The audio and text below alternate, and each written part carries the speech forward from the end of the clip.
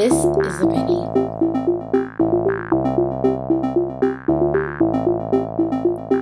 This is a nickel.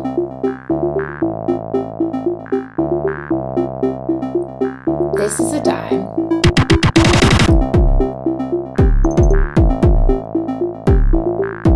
This is a quarter.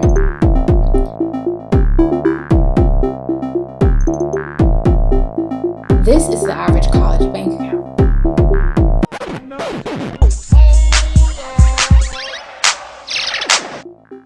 Nowadays, it's hard to do anything in life without cash flow. A quarter barely buys us one pack of ketchup from our favorite fast food establishments. And we are women. We have to get our hair done, our nails done, and don't let us begin to talk about outfits. There's gas money, food money, fly home for the break money, spring break money, and the list goes on. I think that, of course, people want to look good, they want to be fly and have the freshest outfit. And being a freshman, it may be difficult to do that. You may not have the resources to do so. So just being creative, looking at other options, maybe not going for the most expensive trends, but finding a store that provides those same outfits or same items for a lower cost. I know some people choose to have an internship or some sort of work study during school. And that helps to kind of supplement maybe some of the extras that they want. I think that either way, just making sure you stay focused. At the end of the day, people probably won't remember what you're wearing after that night. So just stay focused on school and the rest will come together. First year, make sure you absolutely 100% do not get a credit card. You have to be able to be financially sound when you get out there and finish school. You're going to want to buy a house, you're going to want a car. People are going to look at your ability to budget if they're going to hire you for a company. If you can't budget your funds, what makes you think a company is going to want to hire you? So I would say make sure you have the right mindset, save your money, don't spend it. Of course, we all want to look cute, but one thing about Spelman is we're all there together to try to learn. There'll be times when you can dress cute and times when you just need to get to class, get your work done, and be concerned with that. I'm the type of person that I did my work first, spent money later. I remember having 5 pairs of jeans, that's it. Other people had 20 pairs of jeans. But, I of course wanted more, but it was okay because I understood the value of saving money and what I would have later on in life. And my ability to save money back then has allowed me to have a great future now. It goes back to being true to yourself. You come in with girls from different economic backgrounds and you can't always keep up with the Joneses. You're going to have friends that are used to driving around in Beamers. They're going to have their little Louis bag. They're going to have red bottoms. But you have to really realize what's realistic for yourself and what your budget is. And that's one of the biggest things. So for me, college was one of the most creative times for me with my money. I did so many things that I never thought I would do or never thought I could come up with, but it was because I was broke that I just thought to do it. And it ended up being really fun sometimes. Sometimes the struggle was real, but it really created, an appreciation for money and appreciation for my parents, appreciation for scholarships. Definitely made me go out and file for some more scholarship money. But being out in the real world now, it's a different beast. It's a different beast. Paying for my own bills and everything and being completely independent, you really start to prioritize what's important to you. Back in college, I would save all my money for spring break. Blow it all if I wanted to. But it's a struggle. You're going to have your ups and downs, I think, in college. But I worked and interned. My internship didn't pay any money. So I worked at Bath and Body Works, and then I had my internship, and then I had soccer, and then I had class, and then I had a bunch of other stuff. So I was busy. but it made me just really energetic. So now, you know, it's nothing to me to do whatever I got to do. So. When I got to school, I had the crazy idea to get a job. I had no car. I don't know why I thought, but I worked at Abercrombie & Fitch, which was my favorite store at the time. I was like a couple pounds lighter then, but and that quickly, no, because Marta and me were not friends. But I didn't have to take a job. I took one just because I wanted my own money. My parents had put me on an allowance, and they had since high school because I went to a boarding school. But I never had the financial, I think, experience that a lot of Spelman young women face, where they have to either leave school or they're literally scrambling every year for like pennies to make tuition.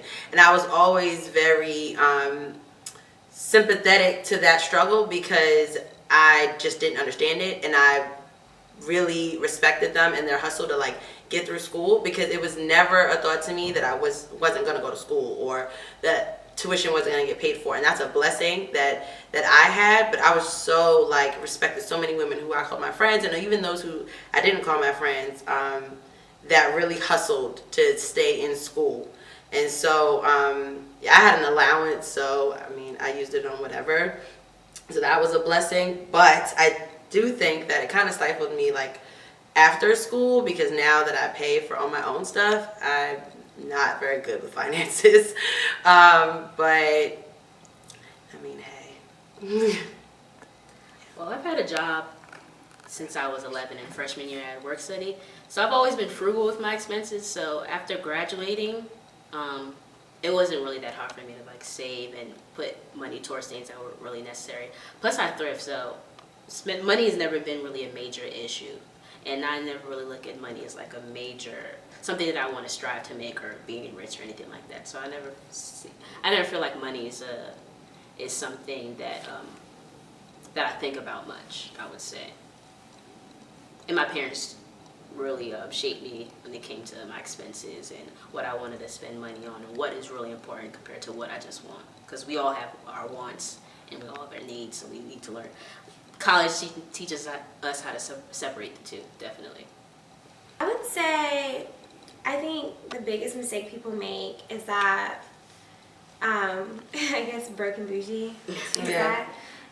Like, don't come into Spelman and just, even if, because I had friends that had a certain lifestyle in high school that was very, substantial for them. They, their parents took care of them really well, and then they got to college and things happened, whether their parents got divorced or things in life happened and their parents weren't as affluent as they once were when they were in high school, but they were used to a certain lifestyle, and then they were bougie but broke. And so like, make sure that you don't fall into that trap, and also like, be true to yourself. Like, don't try to keep up with the Joneses. Like, I was never that girl that wanted to buy the red bottoms. Like, I could buy a pair of red bottoms now. Would I ever? Probably not, because I just don't see the point. But some people do. Not to knock anyone that does, but just like, stay true to you. Don't do things because you think it's cool or because everyone's doing it. Do it because you want to do it. Like, even today, it's the same values I had in college. Like, now, when I used to get my bonus checks, instead of buying shoes, I'd take a trip to like Madrid and go to a new country. And that's always been my personal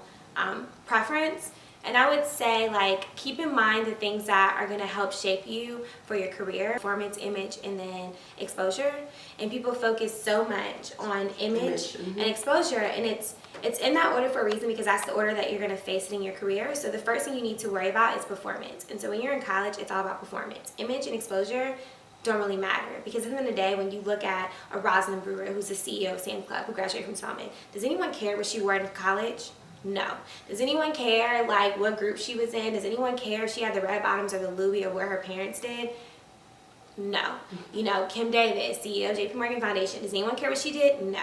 Like, no one cares, because you've already made the strides that you made to be where you are. So I would say focus on your core and developing that, like whether it's picking up what makes you different. Like, if you step into a room, why will people want to be around you? Like, what can you bring to the table?